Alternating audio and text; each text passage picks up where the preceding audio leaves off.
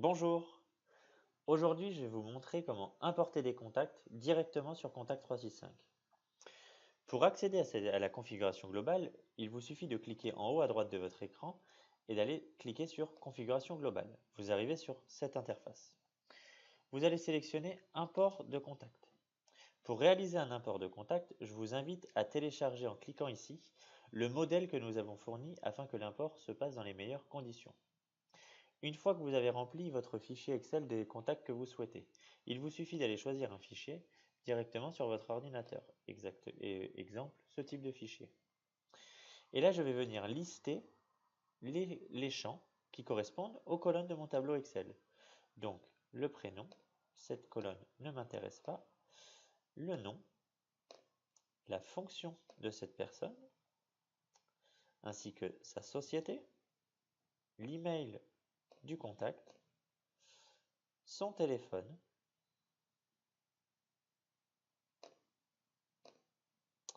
et sa localisation ainsi que son industrie ne m'intéresse pas. Et je viens sélectionner, donc moi je suis en double mode pour les personnes qui seront en double mode. Si vous n'êtes pas en double mode, vous n'aurez pas à choisir. Moi je suis en double mode, donc je dois choisir si je souhaite importer une fiche B2B ou B2C. C'est un contact professionnel, donc je veux que ce soit un type de contact B2B. Je viens choisir sa qualification, à savoir est-ce que c'est un fichier de lead, de prospect ou de client. Dans mon cas précis, c'est un fichier de prospect. Je viens activer le checking, ce qui me permettra d'avoir le module checking que vous avez sûrement vu précédemment sur toutes mes fiches. Je viens sélectionner mon équipe de vente, là j'en ai qu'une seule, donc je sélectionne l'équipe de vente standard. Et je viens sélectionner mes sources de collecte. Comment j'ai obtenu ces contacts via ce fichier? Eh bien là par exemple je les ai obtenus grâce au site internet.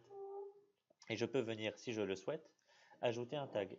Dans ce cas précis, les deux tags que j'ai sous mes yeux ne correspondent pas à mon fichier. Il me suffit de cliquer sur Importer les contacts pour que l'import se réalise. Donc là, il vous suffit de patienter quelques instants pendant que l'import se traite côté serveur. Pendant que l'import se traite, vous pouvez continuer à utiliser l'outil et vous allez être notifié lorsque l'import sera réalisé. Si l'import ne vous convient pas, si vous vous êtes trompé lors de l'import et que vous avez sélectionné par exemple, au lieu de la rubrique prénom, vous avez sélectionné le nom et inversement, au lieu du nom, vous avez sélectionné le prénom. Vous retournez sur la configuration globale et vous venez sélectionner Import de contact et vous faites consulter les précédentes importations. Et c'est ici que vous pourrez venir effacer l'import de contact que vous avez déjà importé. Donc là, je ne l'ai pas encore, il faut juste que j'attende que le chargement soit terminé.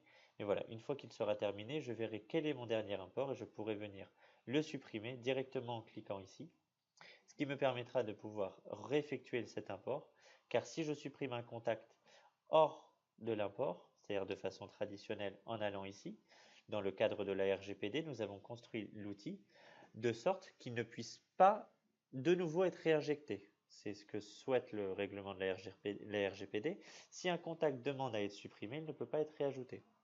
Or, si vous êtes trompé et que c'est une erreur manifeste de votre part, il vous suffit d'aller supprimer votre import directement sur la rubrique que je vous ai montrée. On y retourne, on clique sur Configuration globale, Import de contact, consulter les précédentes versions, et là je peux voir la précédente version et à quelle heure et à quelle date j'ai effectué cet import.